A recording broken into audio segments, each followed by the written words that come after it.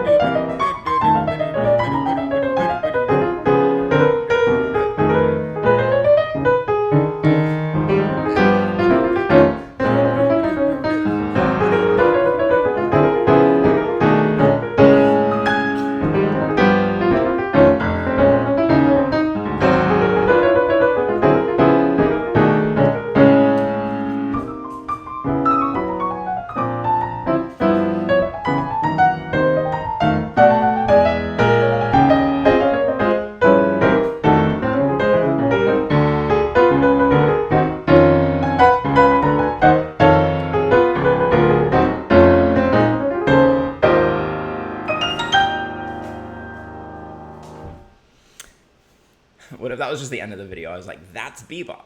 That is, I think, an example of bebop. So, okay, let's start historically. So, in its most kind of bland terms, bebop is a jazz movement that happens right after World War II. So, I think 1945, and it starts transitioning to other things in the 1950s. Of course, nothing happens in isolation, but we can kind of think of bebop as being like maybe a decade from 1945 to 1955. It's, of course, never truly gone away. Either it continues in various forms, but that's maybe the time when it was at its peak. And actually, historically, it's really interesting.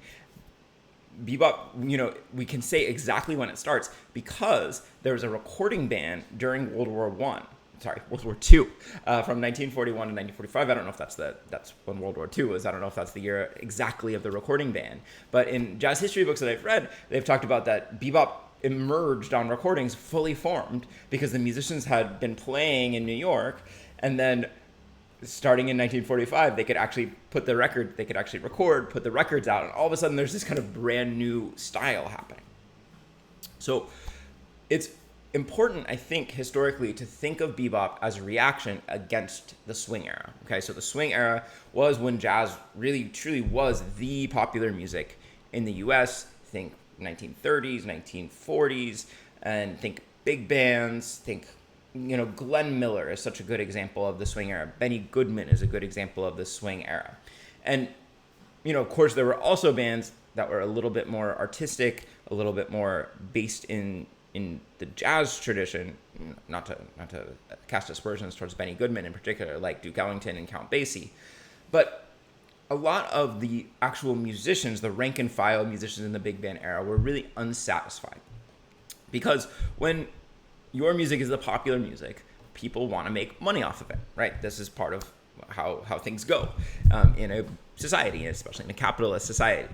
And so a couple things were happening. One is that the music was being limited and dumbed down. Limited how? Well, when you have popular music, you're going to want to make music mostly either for singing or for dancing. And when you have music for singing, it means that you're going to have somewhat simple, predictable melodies. When you have music for dancing, it means you're going to have somewhat medium tempos. Okay, so you couldn't really allow very much complexity. And then, in terms of the dumbing down, I'm sure nobody's experienced this with popular music these days. But when people see the chance to make a buck, they want to do things that are going to grab attention. They want to do songs that are going to be memorable for a sound effect or memorable for a title that seems to have like a sexual double entendre. And it's getting further and further away from art the closer and closer it gets to popularity. And one of the main streams of jazz is improvisation, right? And the more you're trying to make something that's really memorable to be sung, the less you're probably going to be putting in long opportunities for your musicians to improvise, right? And so there's starting to be less and less improvisation, more focus on the arrangements. And so bebop is really a reaction against all of that. So bebop musicians set out to make some melodies that famously they said couldn't be stolen. Now, 60, 70 years later, whatever, we've managed to steal them. Don't worry. We know what all the bebop melodies are. But at that time, if you walked into a club and heard some of these bebop melodies, you might say, you might not even have a framework to think about what's happening on stage. Bebop musicians emphasized fast tempos. You can hear bebop at lots of different tempos, but classically bebop is really at a burning fast tempo that you really couldn't dance to. Bebop rhythm is much more unpredictable. It's more like the jabbing of a boxer than a predictable dance step of a ballroom dancer. Drummers Kenny Clarke famously talks about dropping bombs in the middle of a bebop piece, kind of unexpectedly putting in a really loud crash just to keep people on edge, to keep the rhythm really unpredictable. Okay, so we got unsingable melodies, we've got fast tempos, we've got more jagged rhythm, and then harmonically, one of the things that's kind of interesting is that the chords of bebop pieces are traditionally borrowed from the chords of swing pieces. So harmonically, in that sense, it's not getting any more interesting or deep. Now, that's not always true. Some musicians from the bebop era, like Bud Powell, wrote their own original compositions, and generally these have faster moving changes. Like that tune I just played, Budo, is very fast moving, complicated.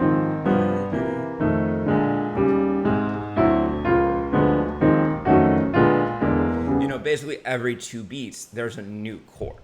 And Bud Powell also wrote things like Bouncin' with Bud, wrote things like Celia that also has relatively fast-moving chord changes.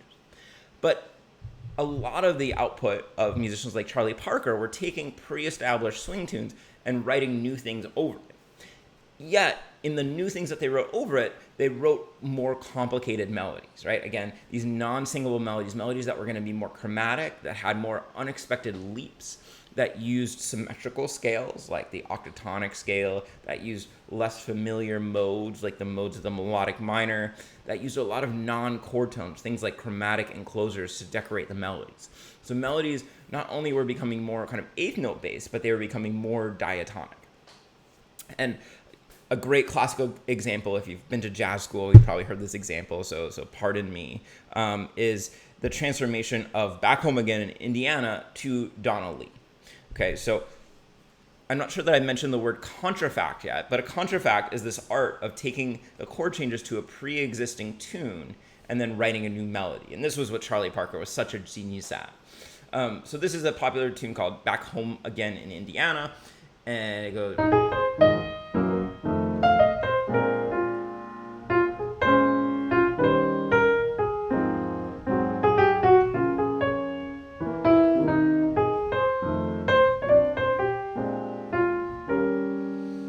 So kind of folk songy. There are actually a couple of notes outside of the chord outside of the key center in here, but mostly it's just completely within the key. It's something that you might hum, that you might whistle. All talking about the nostalgia of the Midwest. And so then Charlie Parker comes along and he famously writes this tune, Donna Lee. And these are the same chord changes, or at least approximately the same chord changes as Back Home Again in Indiana. And my screen's not working, but now hopefully it is. And you've probably heard this before, but just in case.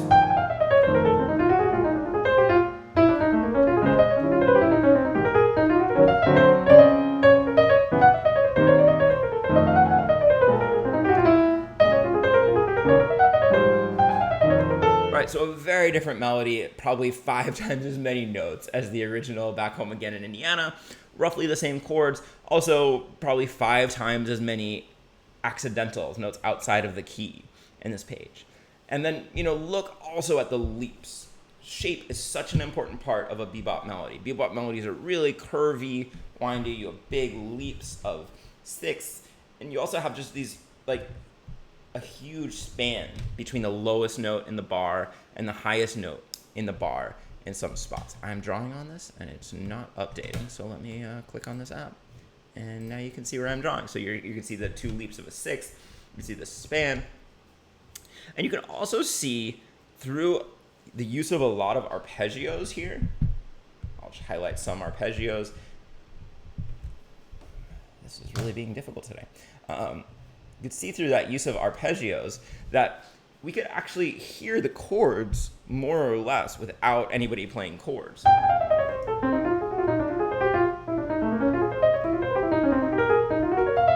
The harmony is actually all there in the melody versus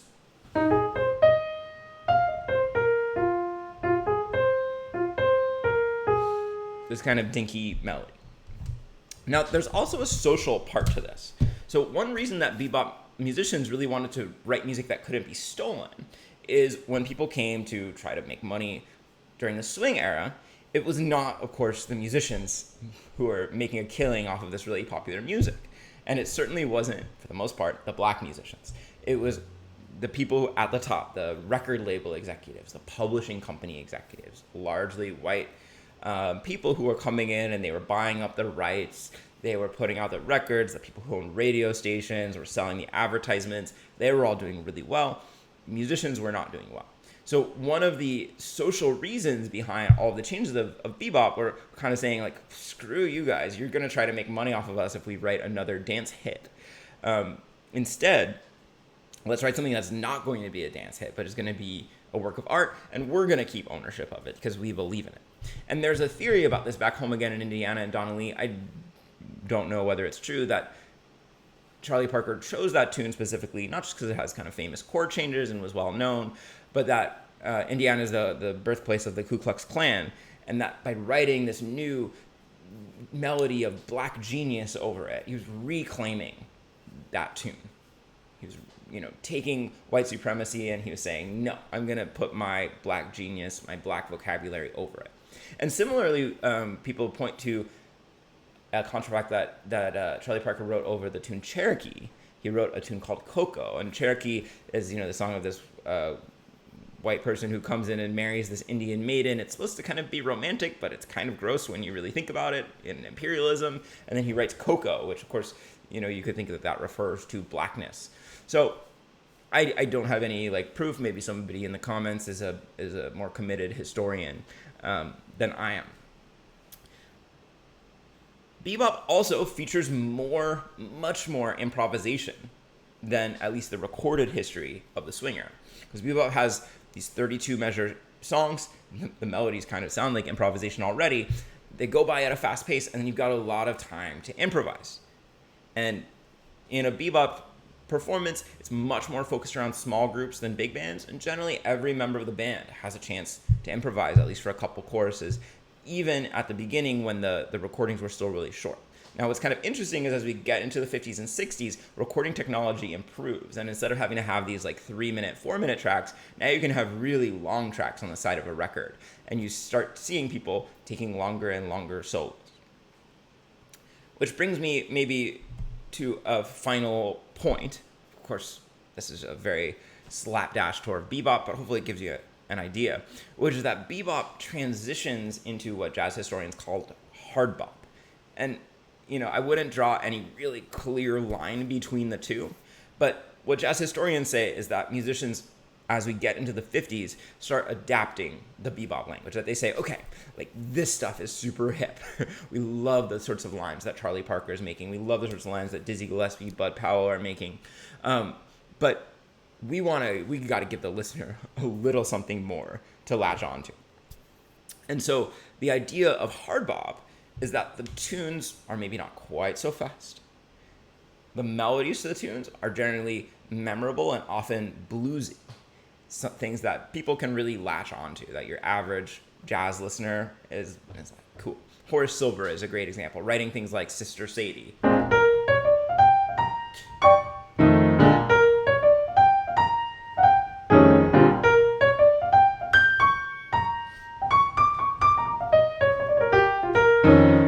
You don't have to have a doctorate in jazz to appreciate that melody. It's just kind of like toe tapping. It's fun. It's bluesy. It's symmetrical. Everybody loves it, right?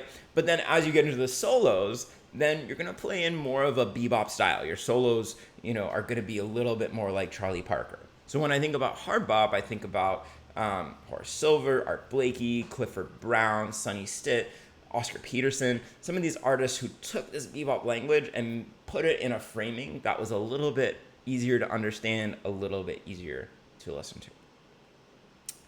All right. That's my 15-minute or so bebop lecture. Let's play one more tune before I go. Let's do a version of Anthropology, a great Charlie Parker tune. So...